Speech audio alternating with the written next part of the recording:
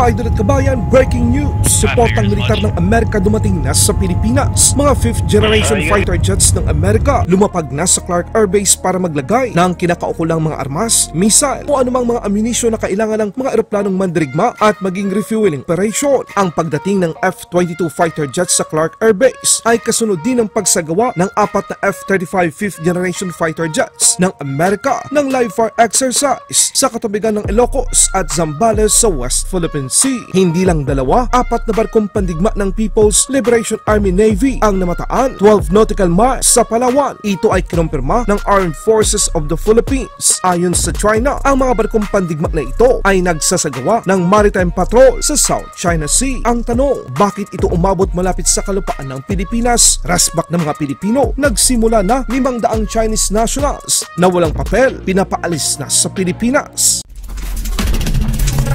Mga kabayan, eto na, F-22 Raptor, isang 5th generation stealth fighter jet ng Amerika, lumapag sa Clark Air Base sa Pilipinas. Nagsagawa ang US Marine ng forward arming and refueling operation sa US Air Force F-22 Raptor aircraft na kabilang sa 199 fighter squadron at 154 fighter wing bilang suporta sa ginagawang Marine Aviation Support Activity 24. Ipinapakita ng mga magkaalyado na kahit dito sa Pilipinas ay pwede nang lagyan ng mga armas at magkarga ng fuel ang mga pangmalakas ang eroplanong mandirigma ng Amerika. Ang pagdating ng mga F-22 Raptor sa Pilipinas ay kasunod ng pagsagawa ng live fire exercise ng 4 na F-35 sa baybay ng Ilocos at Zambales sa West Philippine Sea. Ipinakita ng F-35 stealth fighter jets, mga 5th generation fighter jets ng Amerika, ang kanilang lakas sa karagatan ng Pilipinas.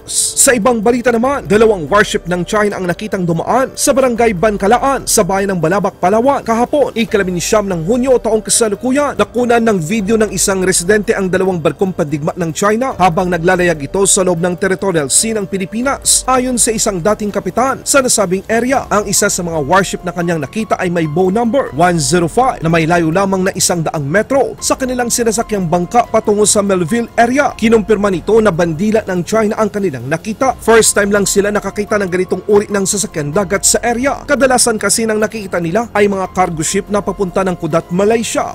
Posibleng ang isa sa nakitang barkong pandigma ng China sa loob ng katubigan ng Pilipinas ay ang Type 55 Guided Missile Destroyer Dalian. Posibleng ang kasama ng Type 55 ay ang Type 52C, isa ring destroyer ng People's Liberation Army Navy. Ayon sa Global Times, isang MOTS ng China, ang mga destroyer na ito ay dineploy sa South China Sea upang magpatrolya. Ang mga barkong pandigma ng People's Liberation Army Navy na ito ay nakatalaga sa Southern Theater Command na nagpapatrol sa buong South China Sea. Bakit ito umaaligid sa Balabac, Palawan? Ano kaya ang tunay na pakay ng China? Kakapasok lang na impormasyon mga kabayan, kinumpirma ng Armed Forces of the Philippines na 4 na barkong pandigma ng China ang kanilang na-monitor, 2 destroyer, isang frigate at isang replenishment oiler. Ayon sa Armed Forces of the Philippines, ang mga barkong pandigma ng China ay na-monitor 12 nautical miles ng Palawan. Naglunsad ng radio challenge ang Armed Forces of the Philippines bilang standard operating procedure at sumagot naman daw ang mga barko ng China. Ayon sa tagapagsalita ng Sandatahang Lakas ng Pilipinas, kinumpirma nito na ang lugar kung saan binabantayan ang mga sasakyan ng People's Liberation Army Navy ay karaniwang ruta ng mga international na sasakyan pandagat na dumadaan sa karagatan ng Pilipinas. Sa ibang balita naman mga kabayan, nasa 500 mga Chinese national ngayon ang nakatakdang i-deport ng Pilipinas pabalik sa China. Ito ay matapos mahuli sila ng mga otoridad ng Pilipinas na walang mga papel o may mga kaso sa China. Kinumpirma ng mga otoridad ng Pilipinas na ang mga nasabing Chinese national ay walang kaukulang mga dokumento para manatili sa Pilipinas. Hindi lamang yan mga kabayan. Ayon kay Representative Tulfo, busisiin nila ang mga Chinese national na merong mga retire visa. Base doon sa figures na binigay ng Bureau of Immigration sa amin, out of the 78,000, 30,000 ang Chinese. Ang nakapagtataka, hindi pa dapat sila retired pero nabibigyan na sila ng visa kasi the ages are 35 hanggang 50. So, mabuti na lang couple of years ago, tinaasan ito, ginawang 50 years old. Otherwise, masyadong naabuso. Ganon din sa investor's visa. Wala namang milyong-milyong ininvest dito, pero may mga investor's visa. Yung iba, mga trabahante lang ng Pogo, pero naka-investor's visa. You see that? They're just employees. Pagkatapos, yung late registration ng birth certificate, siguro nakita nyo naman yung isang LGU, mayor, na nagpa-late registration. So, all of this, pinagtataka namin sa Kongreso, dito sa Kongreso, paano? So, the Speaker called me up yesterday and he told me kung po pwede, sabi niya gano'n, na maimbestigahan. So, ito tayo ngayon, we're filing a resolution. Nasa out of town lang si Speaker, pero there was an instruction na we should look into this. Mukhang naabuso, may mga pang-aabuso dito sa pagbibigay ng retirees visa, investors visa, at saka yung late registration. Philippine Retirement Association, which is under the Department of Tourism, Board of Investments under DTI, at saka yung Philippine Statistics Authority, kailangan nilang, we want to get yung mga figures. Sa Philippine Retirement Association, ilan exactly na mga Chinese nationals, or kahit di Chinese, mga foreigners na, di ba, retiree, dapat 50 plus, 60 years old. 35, 40, kalakasan pa. Di ba, bakit ka na magre-retire? Investors visa, pero wala namang empleyado lang ng Pogo. How in the hell did that happen? Tapos, ayun na nga, yung example, yung isang mayor na late registration, 28 years old. Ayon sa aking informante, dito ro sa nagkakaproblema, sa local civil registrar, nakakapagparehistro sila late registration. Kaya, yung tao, hindi marunong magtagalog, may Philippine passport kasi prinisinta niya sa DFA yung kanyang Philippine birth certificate na late registration siya.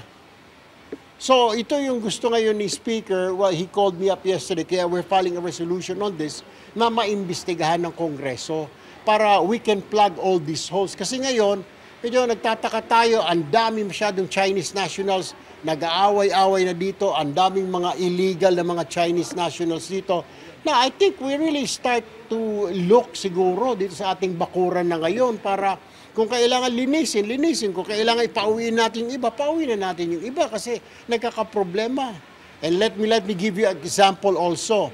Marami mga Pilipino nagre-reklamo, may pumunta sa office ko, dinidemanda sila ng mga Chinese national gamit yung mga Filipino lawyers natin. Kahit naman alam daw na mahina yung kaso, kasi yung Filipino lawyer naman, yung ilan, syempre, piniperahan din yung mga Chinese nationals. Kaya, yun ang naging problema. At pag may kaso sila, hindi sila basta-basta ma-deport because meron silang final na kaso laban sa Filipino citizen. So, hindi mo basta-basta pwedeng i-deport ng Bureau of Immigration yun. Sir, is this in line with the Pogo crackdown ng gobyerno natin? I don't know, pero the Speaker just informed me yesterday kung to file a resolution para we can investigate. So, there was an instruction from the Office of the Speaker. And he told me na, sabi ko, sir, pipirma ba kayo? Sabi niya gano'n, nasa out of town lang si Speaker, pero he wants this done immediately. So I was asking the lady nga kanina, sabi siguro, sir, pagbukas ng session na ito, may assign sa komite, kung anumang komite ang mag-iimbestiga. Sir, tingin niya nagiging modus yun, ginagawa ng mga Chinese na nagsasampa sila sa mga nangreklamo sa mga Pilipino? Yun yung nakuha ko sa source ko mula sa Bureau of Immigration. Nagsasampa sila ng kaso, hindi mo nga madideport kasi may kaso sila na isinampa laban sa Pilipino. So, how can you deport that individual? Laban Pinas.